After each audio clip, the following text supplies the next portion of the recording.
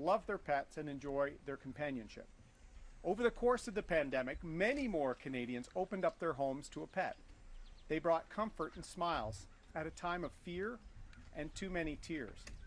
In fact, over half of Canadian homes now have a pet, and 90% of them see their pet as a family member. We sure do.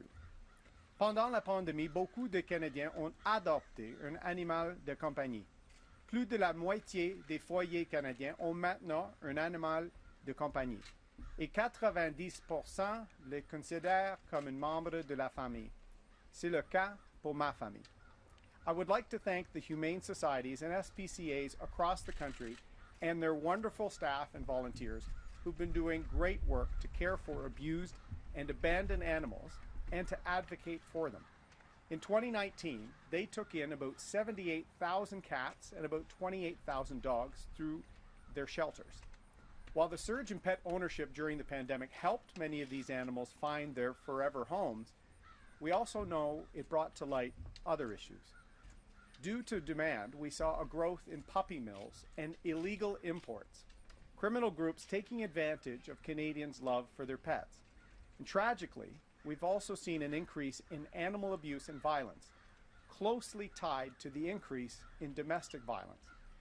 It's time to protect the welfare of our pets and the people who love them. C'est le temps de protéger le bien-être de nos animaux de compagnie et des gens qui les aiment.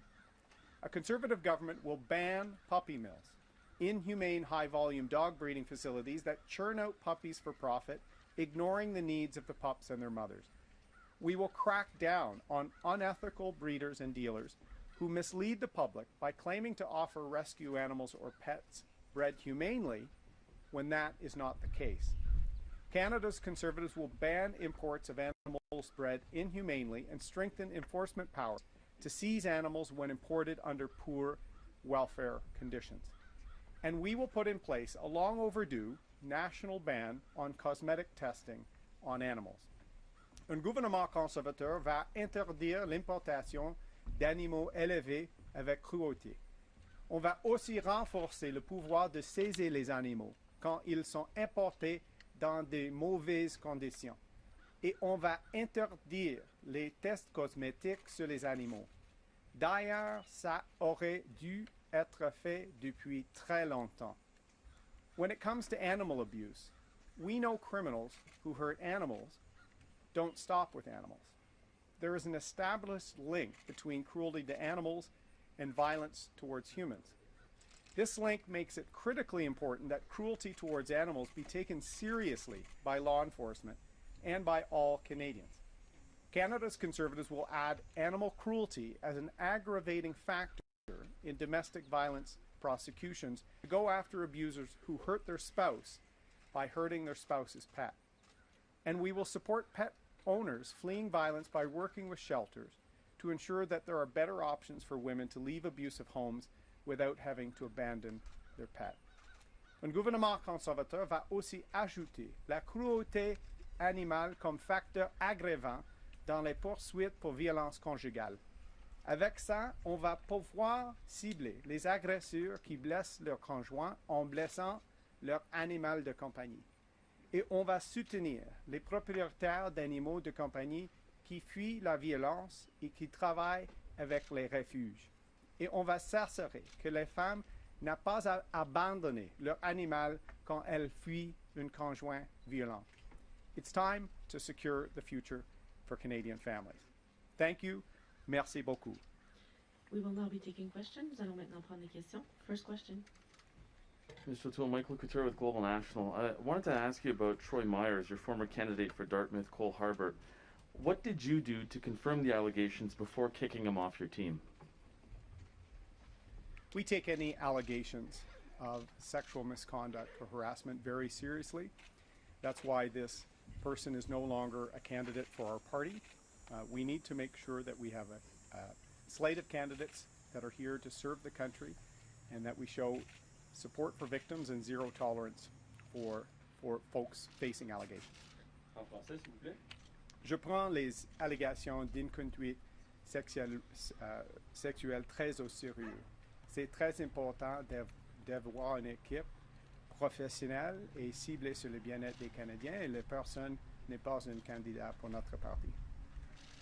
So you take allegations extremely seriously, but I wanted to ask you about Sheriff Gallant. In 2 decades as an MP, she's made a series of statements that are not founded in fact. So why is she allowed to get away with it?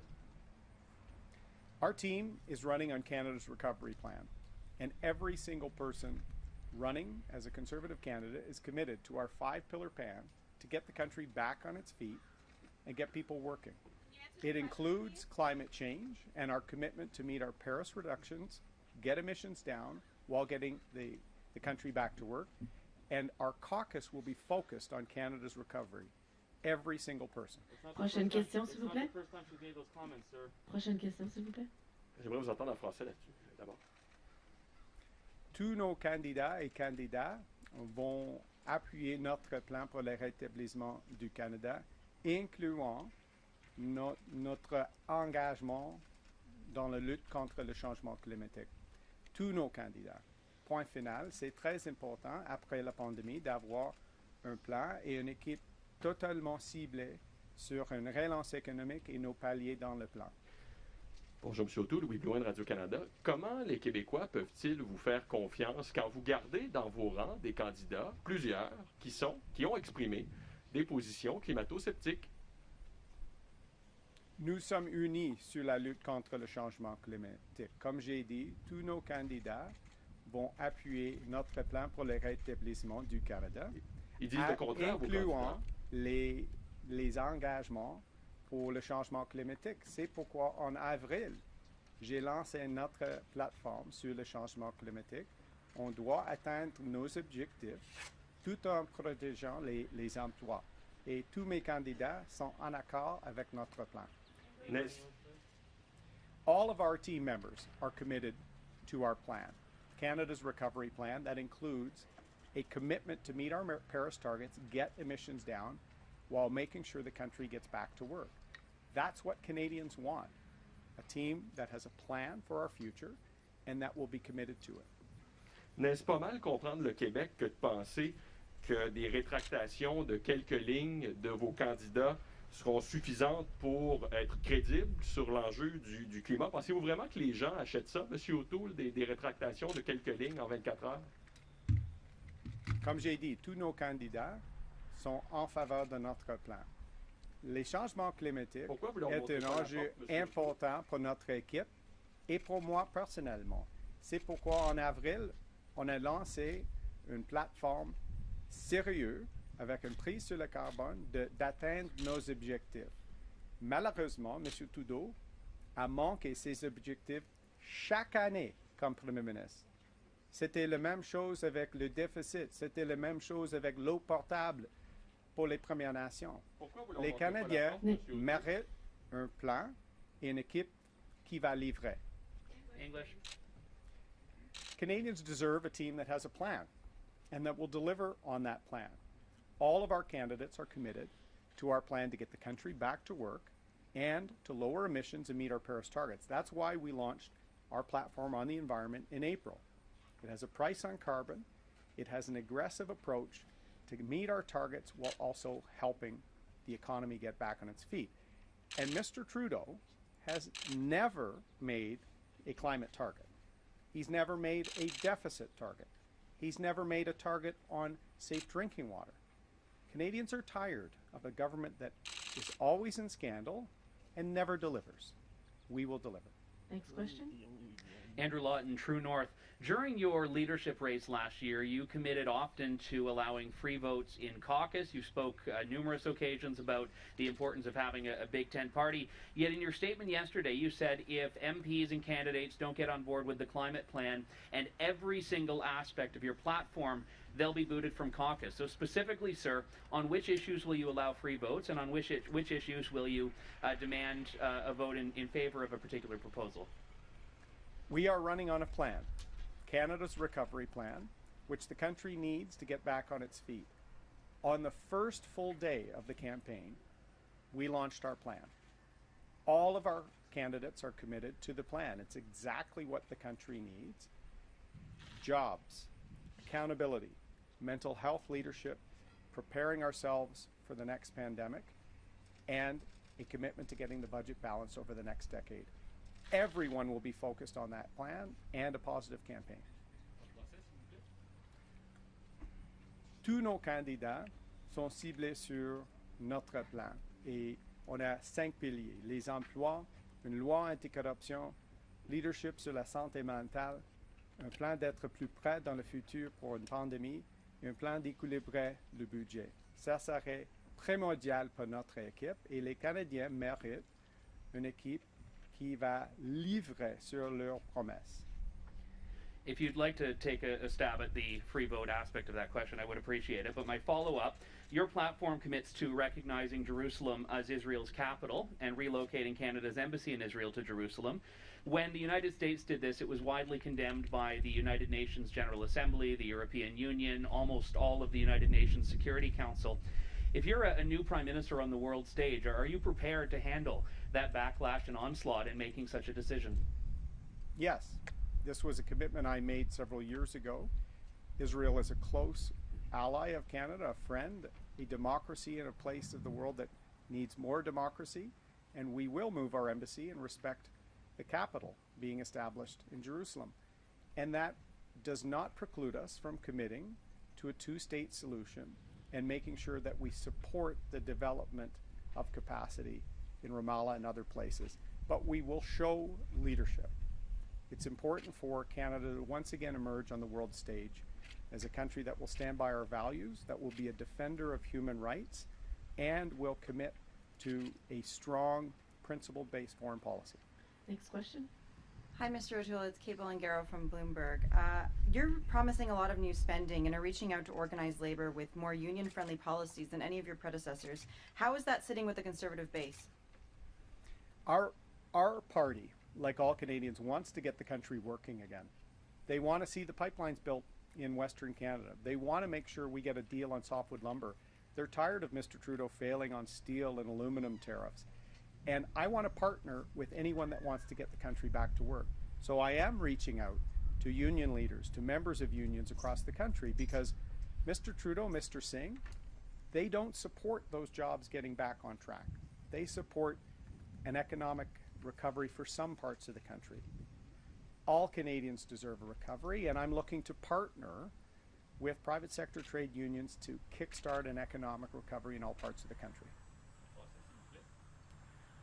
Je suis prêt de travailler en étroite collaboration avec les syndicats, les travailleurs. C'est important, après la pandémie, d'avoir une relance économique dans chaque secteur de notre économie et dans toute la région. Je suis en train d'établir les relations avec les syndicats pour le bien-être de leurs membres.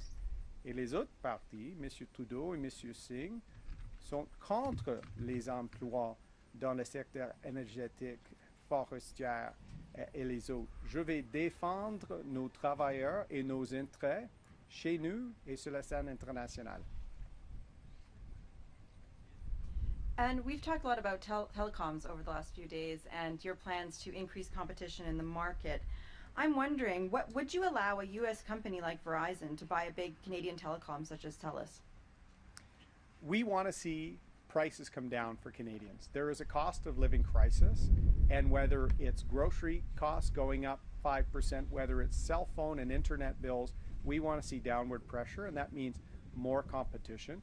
We are open to allowing American investment in Canada's competitive landscape, but we also have to have the proviso that we have access to compete in that industry in the United States as well.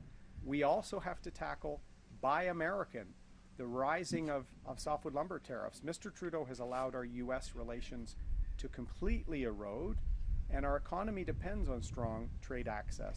So we want to see reciprocal trade access, free and fair trade, and that will include in segments like telecommunications.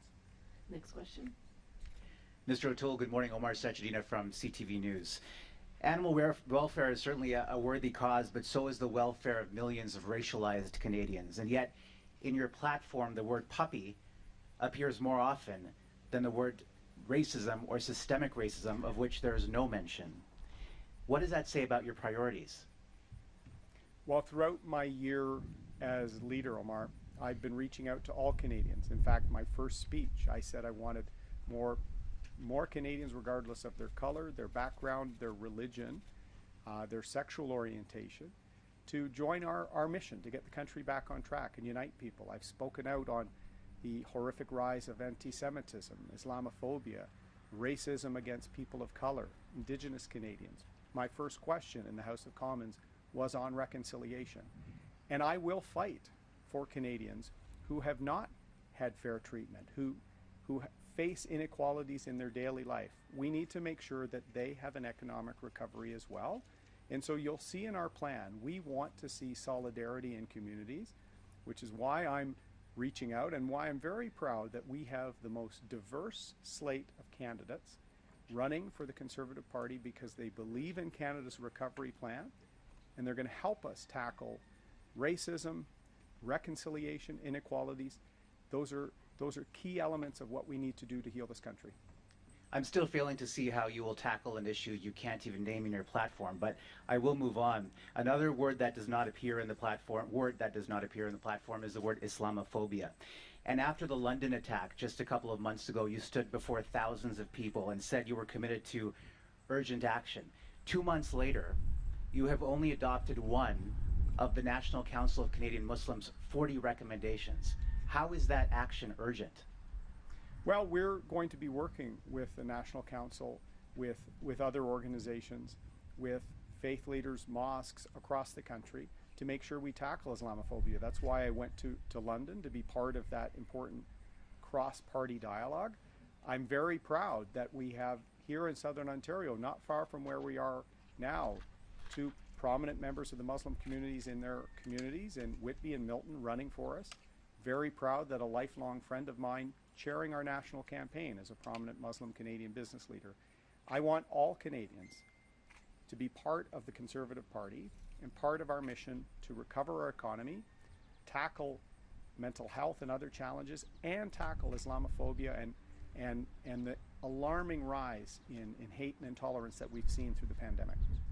Next question. Janice McGregor, CBC News. I'm trying to understand your strategy in saying, as you did last night, that the emissions cut that your party, if it forms government, would work towards is 30%, despite the fact that earlier this summer Canadians submitted targets of 40 to 45% to the UN. Why has your party effectively decided to pull out of the club that its allies are in, heading towards the Glasgow conference this fall? And what consequences are you anticipating for reneging on this and bailing on our allies? I think Canada should meet its commitments. Whether for Paris, NATO, or other commitments we make, we have to have a plan to get there. Mr. Trudeau says nice things and then doesn't deliver. He hasn't made his objectives, and for him to just make up new targets without a plan, or with just, I guess, quadrupling the carbon tax again, that's not a real plan. And it's why we went out in April, after months of consultation, to deliver a plan to meet our commitment, and then we can work on ambition past that. But we have to get the country working again. We have to get our emissions down, and Canadians deserve a real plan, not just more hollow and empty words, or not the Liberal and NDP approach of just shutting down whole sectors of our economy. That's not what's going to build back our country in terms of the healthcare system, long-term care. We need a strong economy to make sure we tackle climate change. I invite Canadians to check Canada's recovery plan. It's our commitment to finally start delivering. Les Canadiens et les Canadiennes méritent un plan réel sur le changement climatique. M. Trudeau a manqué ses objectifs chaque année. Il a dit des belles paroles, mais toujours sans un plan. En avril, j'ai lancé notre plan pour le changement climatique. On doit atteindre nos objectifs, premièrement, et après ça, travailler avec nos alliés sur le futur. Ça serait notre approche, une relance économique, un engagement clair sur le changement climatique et un plan pour notre avenir. Les Canadiens méritent un plan. I heard you mouthing some words about trade priorities a few minutes ago. But the fact is, if you're still talking about a 30% cut, that ship has sailed. The rest of the world is being a lot more ambitious right now. And our key allies, the EU, the US, are now talking about carbon border adjustment mechanisms, other ways of sanctioning trading partners that don't meet their ambition when it comes to emissions cuts. So why do the Conservatives think it's a good idea to put other sectors, other jobs at risk in sticking to a 30% target when the rest of the world has moved on? Well, first, I'm glad you mentioned carbon border adjustment tariffs. They're in our climate change plan. I want to make sure that countries like China don't game the system, as they have been.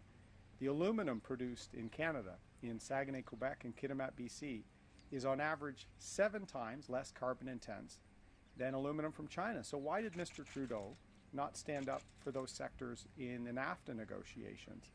I want us to make sure we meet our commitments.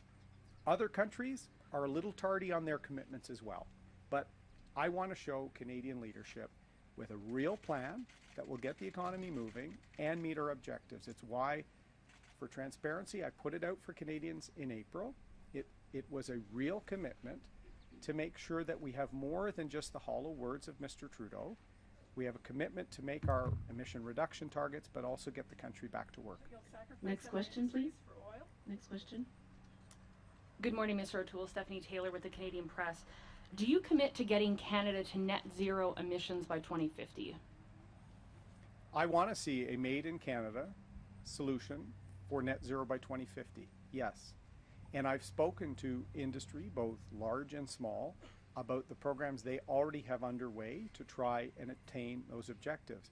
It's also why in our detailed climate change plan, we have support for carbon capture, utilization, and storage. We have support for small modular reactors.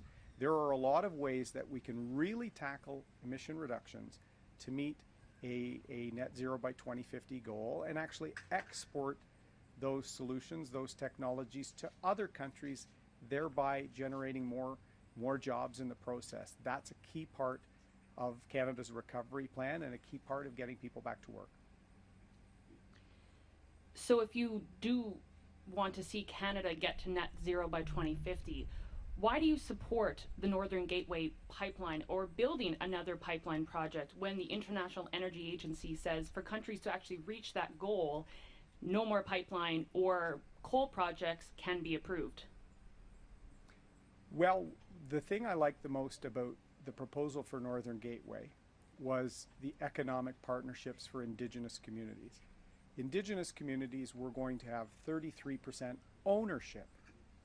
Ownership. I would like to see intergenerational transfer of wealth and opportunity after generations of trauma transfer. Mr. Trudeau canceled that pipeline without consulting the Indigenous owners. He failed in his duty to consult. That's not the way we have economic reconciliation. And we have to recognize that Canadian energy is environmentally and socially leaders in comparison with other energy producers. So over time, as we see a lower carbon future, we should make sure that democratic countries use Canadian resources, not resources from Saudi Arabia or Venezuela or Russia. That will be our approach, and getting access to tidewater and supporting economic reconciliation is part of that. On doit travailler sur la réconciliation économique avec les Premières Nations.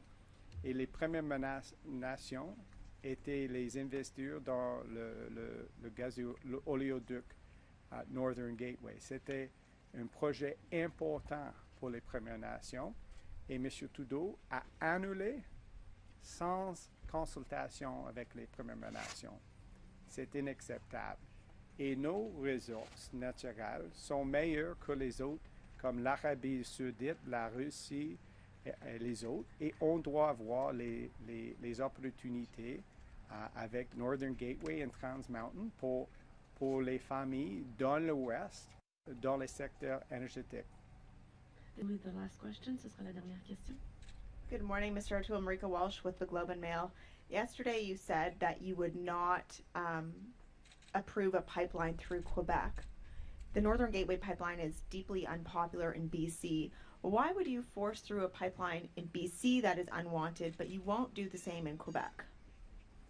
I've said in the case of Northern Gateway, the real innovation in terms of the Indigenous partnership, the Indigenous equity ownership in that pipeline, was really a model that I think our country has to adopt in terms of benefit agreements for Indigenous communities. That's why I was a big supporter of that pipeline, and why I was really upset when Mr. Trudeau canceled it without consulting the Indigenous communities who were part of that project. What we have to do is get Trans Mountain built and try and make sure that we get access for our resources, which are leaders in environmental and social governance, to make sure that we have a strong sector to power an economic recovery in Canada. On doit avoir une relance économique dans toutes les régions de notre pays. C'est pourquoi j'appuie les oléoducs, gazoducs dans l'Ouest comme Trans Mountain et Northern Gateway. C'était un projet important pour les Premières Nations là-bas, et nos ressources sont meilleures que les autres à travers le monde. Indigenous communities are not a monolith, and there was a lot of opposition to the pipeline among First Nations and Indigenous groups in BC. So how would you get them on board, and how, again, do you explain it to people who live on the coast in BC who are deeply concerned about Northern Gateway, about the tanker traffic that it brings, and about the potential environmental impact of that? Well, in Canada's recovery plan, we have a major section on partnerships with Indigenous communities. I'd like to see more partnerships, more equity stakes, more revenue sharing models, so that there's jobs and opportunities for First Nations across the country. Energy, softwood lumber, mining and minerals are great examples where we can actually have Indigenous partnerships. I've met with economic development organizations. I've met with former Indigenous chiefs that were part of the Northern Gateway project. I've worked with Steel River and other companies that are Indigenous-led. I want to see Indigenous supply chain initiatives in public procurement. I want to make sure that there's an economic recovery for all families following COVID-19. All families, including Indigenous peoples and First Nations, and that is in Canada's recovery plan. It will be all for today. Ce sera tout pour aujourd'hui. Merci. Thank you. Merci beaucoup.